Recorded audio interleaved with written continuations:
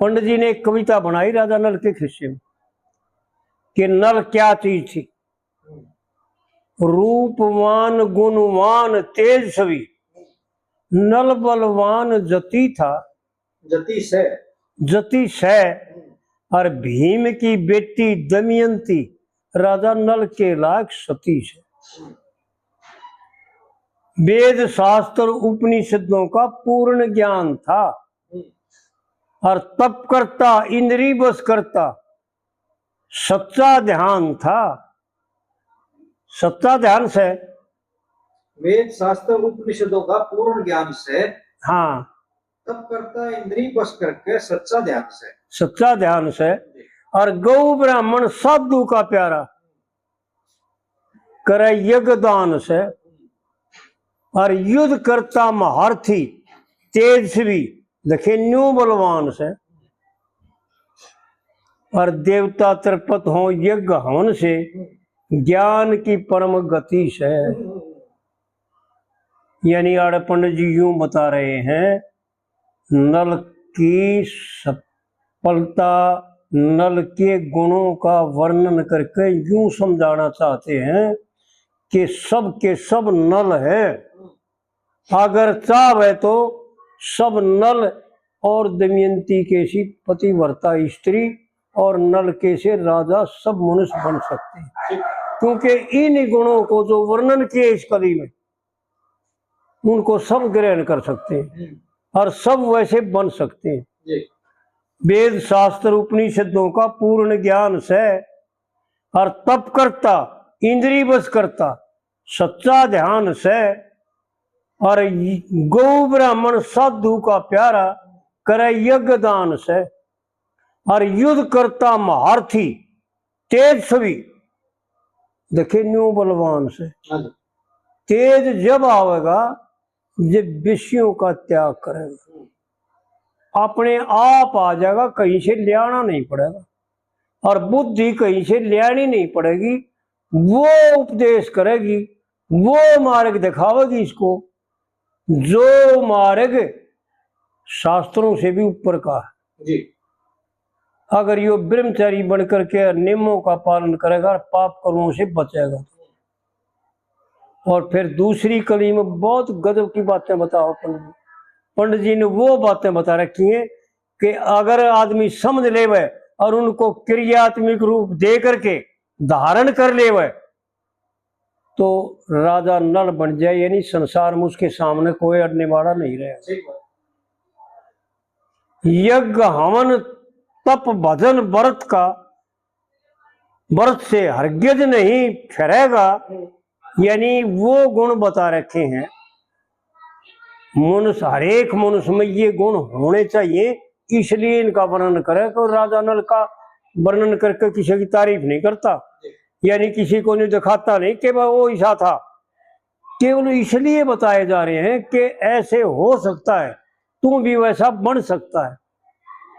यज्ञ हवन तप भजन व्रत से हरगिज नहीं फिरेगा और अहिंसक दृढ़वर्ती राजा, अहिंसक दृढ़वर्ती देखिए धर्म से नहीं गिरेगा, धर्म से नहीं हरगिज नहीं, धर्म से नहीं गिरेगा और धर्म में विघ्न डालने वाला पाप का दंड भरेगा और इसे पुरुष ने जो बैर करे वो अपने आप मरेगा। बहुत गजब की बातें बता रखी, करके देख ले भाई जी जी।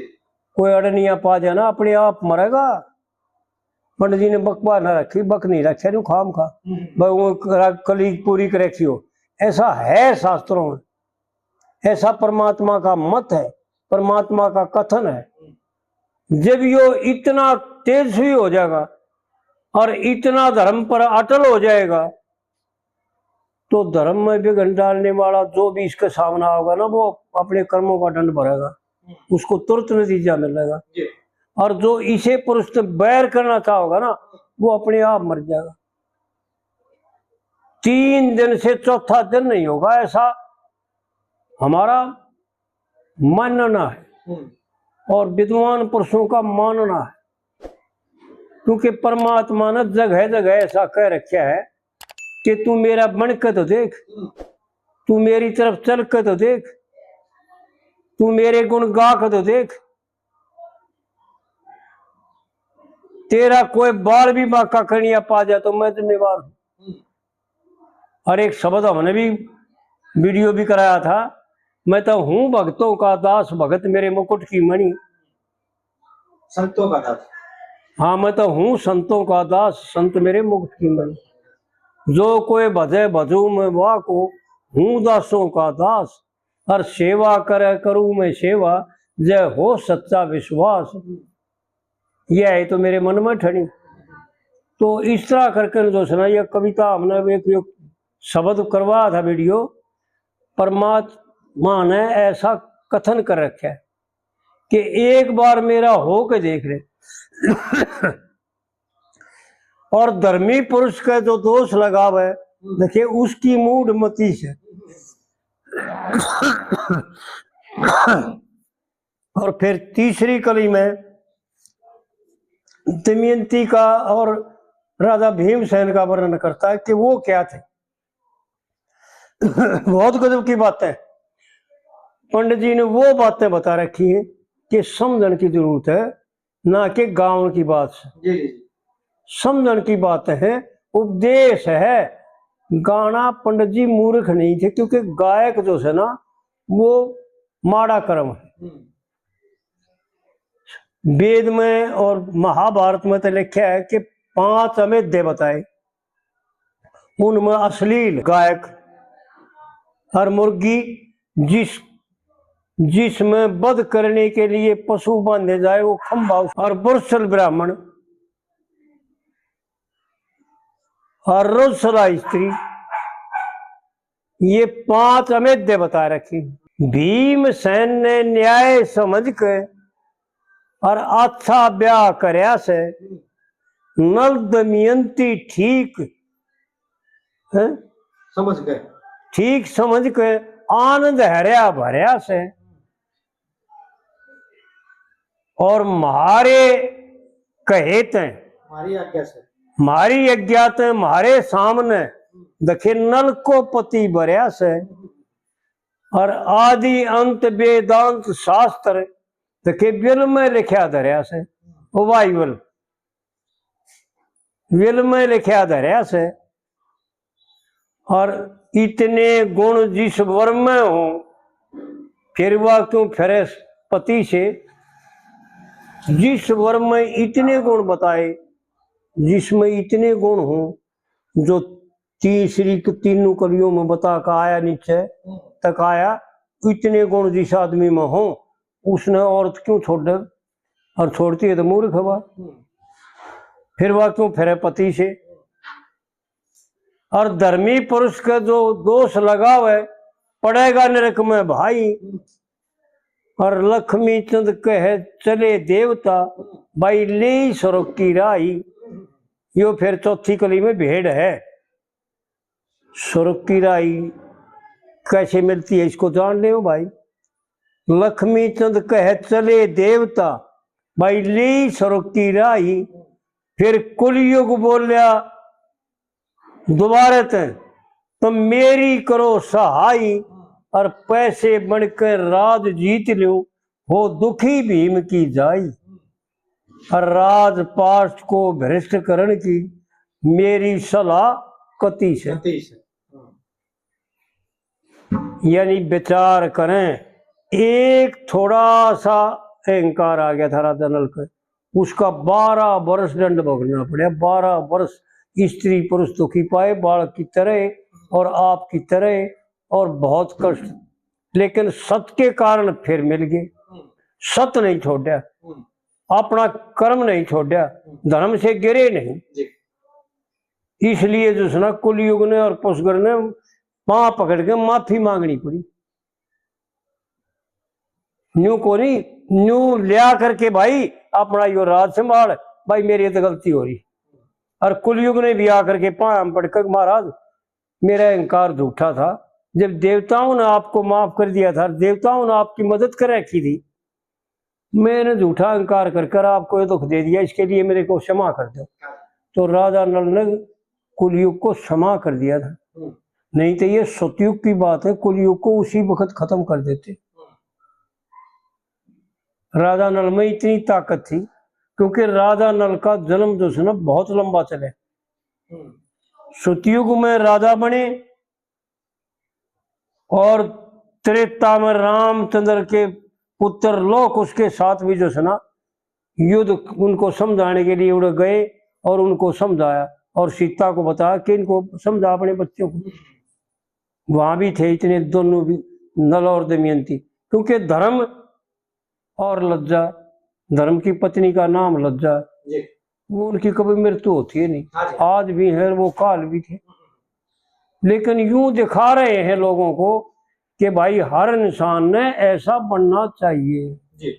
और पंडित जी ने इसलिए इस कविता में इस तरह का वर्णन किया है कि भाइयों को यूं बेरा पाट गया कि राज छूटने के बाद, धोखे में कपट करके बेईमानी से राज जीतने के बाद और कपड़े छीनने के बाद भी दोनों वीर मर्दों ने अपने धर्म का त्याग नहीं किया।